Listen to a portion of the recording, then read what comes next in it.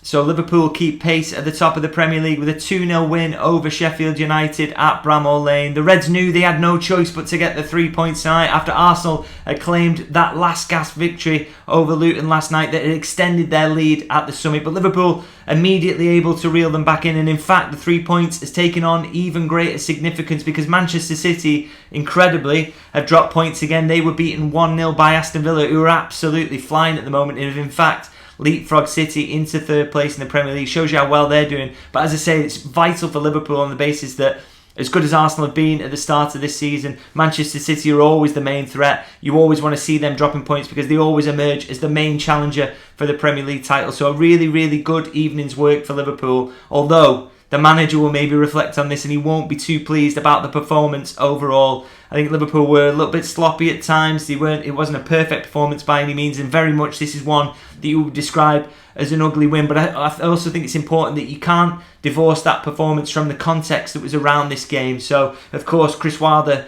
making an emotional return to Bramall Lane. The players were always going to be up for this one, weren't they? It was an evening game under the lights as well, and the crowd as well. It's always tough to go to Sheffield United away, but even more so when you've got a fan favourite coming back in as manager, and also, as I say, an evening game under the lights. And he made big changes to his side and got the energy he was looking for. So Sheffield United made it really, really difficult for Liverpool, as we have seen newly promoted sides do against Liverpool in recent memory. But Liverpool came through that. They came through that battle in a way that they hadn't done maybe at times last season. And I thought it was a performance that was impressive in a really different way. I think if you're going to have to win ugly and you find yourself in a little bit of a scrap, you can only do what Liverpool do, which is, by one calculation, they limited Sheffield United to 0.48 expected goals, and then they score themselves from a set piece and a counter. That is one way to win a game ugly, isn't it? And that's exactly what you need to do when things get a little bit tricky. And I think the manager, when he reflects on his performance, you'd probably think back to that win over Sheffield United in 2019 that led to Liverpool being on that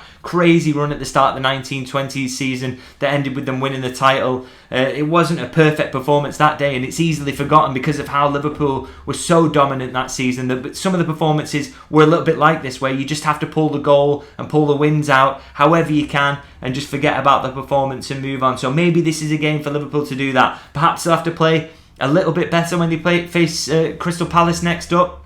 And again, it wasn't a perfect performance against Fulham either. So, you've got to consider that Liverpool will want to improve that eventually. But this festive period, as I say, it's so packed, it's so grueling, it's so difficult. And particularly with Liverpool's rotational options being a little bit limited by injury, they'll just think with this one, maybe let's take the 3 points and run and move on to the next one and hope to perform a little bit better at Selhurst Park. Now, I'm going to move on and talk about the individual performances and go through those as usual. And I will start, as ever, with the goalkeeper now. Quaveen Kelleher, under a little bit of scrutiny coming into this one, you have to say, after his performance against Fulham. Klopp really defended him in his press conference ahead of this game, actually, and spoke about the fact that he felt that Kelleher was kind of unlucky and also a victim, really, of the way that his goalkeepers are taught to play the game, particularly around the Fulham second goal. Quaveen Kelleher sort of charges out, doesn't he, and the ball gets poked past him, but Klopp says, that's how I want my keepers to play. If he wants them to try and close shots down and get close to players.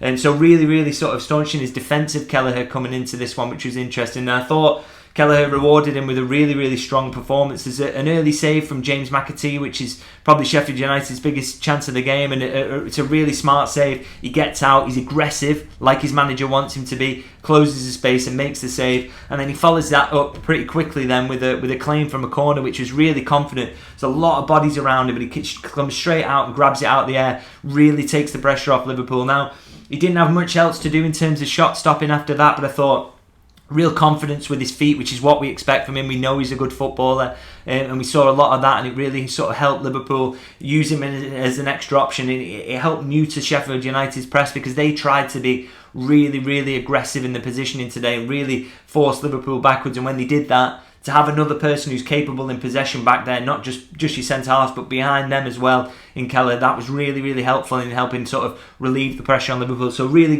good performance from Kelleher. He's only got 2 more games in between the sticks between now and Allister, hopefully coming back against Manchester United. So I think this is, he's 3 wins from 3 so far, and if he can make it 5 wins from 5, then what a great stint this has been for him in terms of his personal development. Now, I'll move into the defence now, talk about Trent Alexander-Arnold. A lot of the debate around this game and in the build-up to this one is, should he be in midfield after how good he was against Fulham when he got moved into that position? But I think you saw again today an example of why Liverpool like to have him in that sort of right-back spot, sneaking into the midfield if he can do, because I thought he was absolutely magnificent again today. Now he gets the assist for the first goal. We know how good his delivery is from corners, always dangerous in that regard, but he's getting those goal contributions consistently at the moment. It really seems to have upped his game. But I think what really underlined the strength of his performance and how creative and how good he was for Liverpool tonight was the fact he gets 7 key passes. Now, the fact he's coming in from right back to do that shows you that position doesn't neuter him in terms of his ability to contribute to the offensively and get into forward positions. He's setting up 7 shots there. I think it was absolutely marvellous again today, and I think he's in the form of his life at the minute. He's playing really well, I think, and long may it continue. I think the vice captaincy's been good for him as well, taking on that extra responsibility, and I think the debate around his position, that will probably rumble on for a little while yet, but I think as long as he's providing these sorts of numbers, he's setting up goals as he did tonight, then it doesn't really matter where he is on the pitch. As long as he keeps being this influential, then Liverpool are going to massively benefit from him. Now, alongside him in defence, Ibrahima Konate obviously coming in for Joel Matip, who sadly ruptured his ACL, so we won't really be seeing him before the end of this season, you would expect, and possibly could be his Liverpool career over as well. Don't want to dwell too much on that because I'll talk about that in other videos, but Konate coming in, I think it says a lot about Konate and how good he is. The fact that Joel Matip, who has been really good so far this season, that blow wasn't felt too harshly, was it? Because that Liverpool have got another player there in Konate who's more than capable of coming in, and I think he absolutely showed that tonight. So dominant at the back, a really masterful performance from him. 14 aerial duels won is absolutely ludicrous numbers, and that shows you how dominant he was. Sheffield United kept trying to go long, kept trying to build from that, trying to hit the front man and build from there if they could, but Konate was just so dominant, didn't let them get a sniff of that at all. 5 tackles won. Some occasional hairy moments in possession because he does risk things, he does try things, but I think you don't want to take that out of his game. He's really good in terms of getting Liverpool on the front foot, and as I say, unbelievable defensive performance from him, and he was a real big part of why Liverpool, they weren't at the best, but they were able to come away with a clean sheet and a win because of how well they did defensively, and they didn't give Sheffield United even a sniff at goal. Konate, major part of that. Alongside him, Virgil van Dijk, equally part of that as well. Obviously got to mention the goal, a really good finish from him. He shrugs his man off and then just finishes it like a striker almost, really, on the volley. It's a really brilliant finish. He's not as involved as Konate because teams do tend to drag away from Van Dijk. They don't like to get in duels with him because he wins them all. So they tend to go on to whoever his partner is, which was Konate tonight. But still, 6 aerials won. The leadership Van Dijk provides, again, we saw that at the back, and like I say, it wasn't a flawless performance from Liverpool by any means, but I thought defensively really good, and those 2 centre-halves were absolutely key to that. Really, I thought both of them were absolutely brilliant today. Now at left back, Joe Gomez, maybe a bit of a surprise pick here. I thought it was going to be a bit of a similar game to Luton, in that I thought in that game when Joe Gomez started at left back, because Liverpool was so dominant in terms of the possession, they missed the balance of having Tsimikas there, and it did feel a little bit like that again tonight. I think when they came forward, you've got Gomez constantly cutting back inside, which is exactly what Luis Diaz likes to do on that side. It just makes the team a little bit unbalanced, and I think you saw some nerviness from him in possession actually early doors in this game, because he's obviously trying to counter the fact he doesn't bring that balance by maybe trying things and being a bit risky with the ball. But he did settle down eventually, ends the game with 6 clearances, and I think Tsimikas, for all his quality, and I think he's been playing fantastically well recently, you've got to give him a rest sometimes, especially during this period where the games are coming thick and fast. And Gomez ends the game with 6 clearances, which I think shows that having his height and his physicality in there, as Sheffield United attempted to threaten from corners and free kicks, that was actually quite useful to Liverpool. And the fact that they got the goals and that balance and the effect he had on the attacking side of the game wasn't felt too keenly. So I thought a decent performance from him, and you could see why Jurgen Klopp wanted him in that defence. Like I say, the height and the physicality he provided, and I think he added to that general defensive solidity that Liverpool showed. Now moving to midfield now, start with the holding midfielder, Wataru Endo coming in for this one, which would maybe a surprise pick because obviously McAllister's been preferred in that role, and he did start this game, but he was pushed slightly further forward. But Endo coming into that holding midfield role. And I think he's probably deserved it, actually, on the strength of some of his recent cameos. Not just the goal he scores against Fulham, but I thought he was so good at winning the ball and getting Liverpool back on the front foot. Exactly what you want from your defensive midfielder. So he'd arguably earned this, and as I say, it's a really busy period, so you need to be throwing in players like Endo and giving them a game in periods like this. I thought he did really, really well tonight. 9 out of 14 duels won, which I think shows, Liverpool in terms of winning duels this season have actually sort of struggled a little bit in central midfield so far this season, and think, Endo really, really brought that tonight in a game where it was a battle and you really did need that combativeness. So to win 9 out of 14 duels, really, really impressive. And what I also liked about him was that he never hides in terms of taking the ball. He always wants it in tight positions, exactly where you want your defensive midfielder to take it. He's not quite as good as McAllister, or close to as good as McAllister on the ball. He doesn't have that range of passing, but he's really nice at taking it when there's two players around him and just turning out into space, and then he'll fire it forward as quickly as he can. Those little passes between the lines, really, really like how he does that, and he showed a lot of that today. Thought he was arguably the most impressive performer in midfield, in fact. And one of the other things as well, he doesn't score very highly for tackles in this game or interceptions or anything like that. But what he did a lot was getting back in shape and sort of shepherding danger away, getting his body in front and making sure that if Sheffield United were on the charge, they had to go sideways or they had to go backwards to build the attack. His positioning was really, really smart, and I think, again, really helped with that defensive solidity that Liverpool showed, even if things weren't quite working for them in an attacking sense. I'll move forward in the midfield now. I'll talk about Alexis McAllister, as I mentioned him there. Obviously, we've seen him in that holding midfield role for most of this season, but he was pushed forward into that left-sided number eight role in this game, which is a little bit of maybe a surprise pick.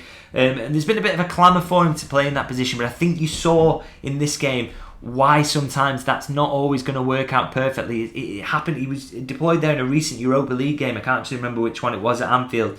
But the same thing happened again here, is that when he plays in that number 8 role, it's kind of hard when teams are trying to defend deep and they close the lines and they get really tight and compact.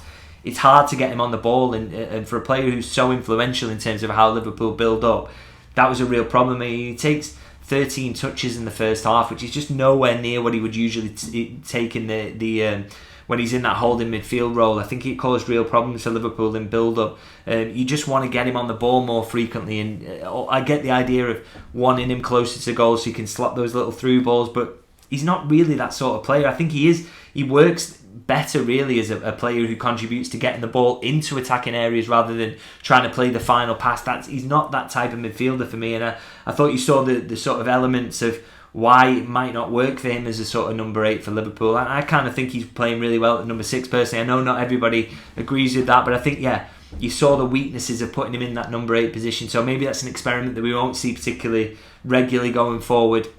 Interesting to see what happens to the next game. Is he actually got a cut on his knee early in this game? He played on through it and he tried to stitch it, but I think it burst again, and that was what forced him off eventually in the second half. We hope it's nothing too serious, and by the sounds of things it won't be, but it'd be interesting with the tight turnaround to Crystal Palace next, whether he'll be available for that one or whether Endo's maybe going to have to continue in that holding role. Maybe you see someone else on that left hand side at 8, whether that's Gravenberch or maybe Curtis Jones. Now I move on to the other midfielder, the final midfielder, the starting 3, Dominik Szoboszlai. I thought this was a game where, again, he's been in a little bit funny period of form at the moment. He started, didn't he, like a house on fire at Liverpool. It's absolutely incredible. The most influential player in that midfield by a long way. And it's just slightly dipped off again for him. But crucially, I don't actually think he's playing poorly. I don't think he's giving the ball away constantly or constantly losing tackles or making mistakes. I don't think it's that. He's just, as I say, not quite as influential. One of the things I would pick out in his game that I think he maybe does need to improve is that he's got a great work rate. He'll always get back when a midfield break is happening or a break through Liverpool's midfield is happening. He always makes sure he tracks the runner and he gets back. But then it's just that last moment he loses a little bit of discipline where he won't get himself goal side to slow them down in the way that I spoke about Endo doing so frequently in this game. He's always thinking forward, so he's always trying to nick the ball on Liverpool's side almost, rather than getting goal side to protect. He always wants to get it so he can break away and try and get forward again. And sometimes that kind of costs Liverpool, and it happened a couple of times in this game where you think Liverpool have got a player boxed in, but because Szoboszlai is slightly not goal side and he's the other side, the player then sneaks out, and all of a sudden Liverpool are under pressure, despite Szoboszlai having done the work to get himself back, which should be in theory the hardest part. I think that's something the manager will work with him on and try and maybe stamp out of his game. And as I say, he's having a little dip at the moment, but he's not playing poorly for me. And I think, he's had an intense period at the moment. He's still adapting to Premier League. He's in a new league, new team.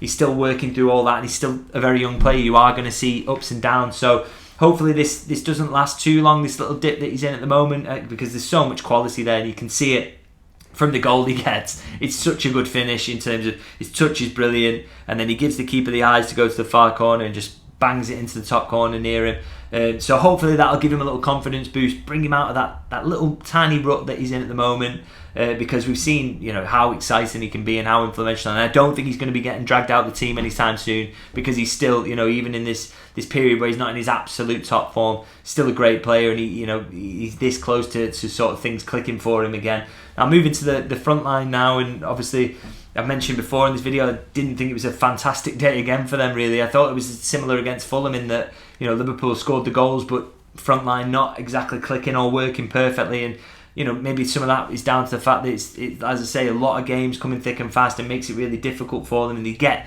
through a lot of work in terms of the pressing, don't they? So I start with the Mohamed Salah. Again, a bit of a struggle for him. I thought, kind of quiet in the way that he was against Fulham. He gets taken off early here, which doesn't happen often, but I think you've maybe got to manage his minutes through this period, particularly when he's not playing at his absolute top form, and he still gets 4 shots away, which it shows you again he's an absolute shot machine, isn't he? He always sort of does that. He's always reliable in terms of doing that, or in terms of creating, but it didn't just quite work for him today, and I think it was good to see him come off, and the manager having faith in his options on the bench to sort of change things. You can't just keep relying on Mohamed Salah, because if you're going to drive him into the ground in games like this, then it's going to sort of come up and catch you up at the end of the season. So, as I say, not a perfect performance from him, and I was actually encouraged by the fact he was brought off. Now, move on to the other wing. Diaz, similar really, sort of not in his absolute best form at the moment, but he always does work hard.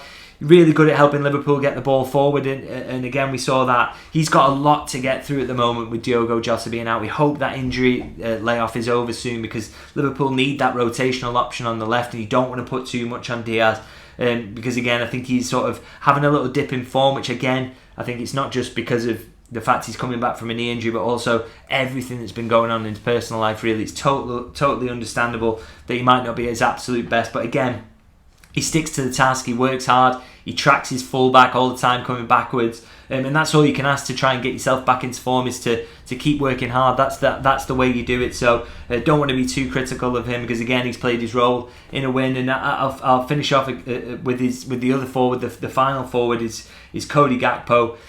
It was not surprised to see him come in for Núñez, who obviously hadn't scored for a while, and I think Gakpo had looked in really, really good form when he came on against Fulham, and also in the Europa League game prior to that. Thought he was absolutely sensational. So not a surprise he gets a deserved start here, and you are going to have to rotate between those two during this period, but really, really quiet. I think he, more than anyone, really struggled with the fact that Sheffield United kept it so tight and were working so hard. He ends the game with 0 shots, and too much maybe of coming short for the ball, which he does like to do, rather than offering that threat in behind, and Sheffield United really found that easy to manage. But again, like I say, don't want to be too critical. I think these are games like I say that you have to get through and battle through, and the forwards aren't going to always be the stars of the show. You just got to come through them somehow, and you hope that Salah, Gakpo, Diaz are maybe saving up a few goals for the games that are to come. Obviously some big ones coming up at Anfield, and obviously Crystal Palace at the weekend. Now, I do want to mention a couple of substitutes before I finish up. Harvey Elliott comes on, and he has a 100% pass accuracy from 12 passes that he makes. That's important. I know he wasn't the star of the show when he comes on. He doesn't get a goal or anything like that, but he just helped Liverpool keep the ball in a period where Sheffield United wanted the chaos. They wanted the loose passes. They wanted to get the ball forward as quickly as possible. Thought Harvey Elliott, another clever cameo from him, in that he gave Liverpool exactly what they needed, which was ball retention. And I also want to talk about Darwin Núñez. It's been a bit of a tough period for him recently in terms of his form. Obviously, I think it's 7 games without a goal now after he's come on here.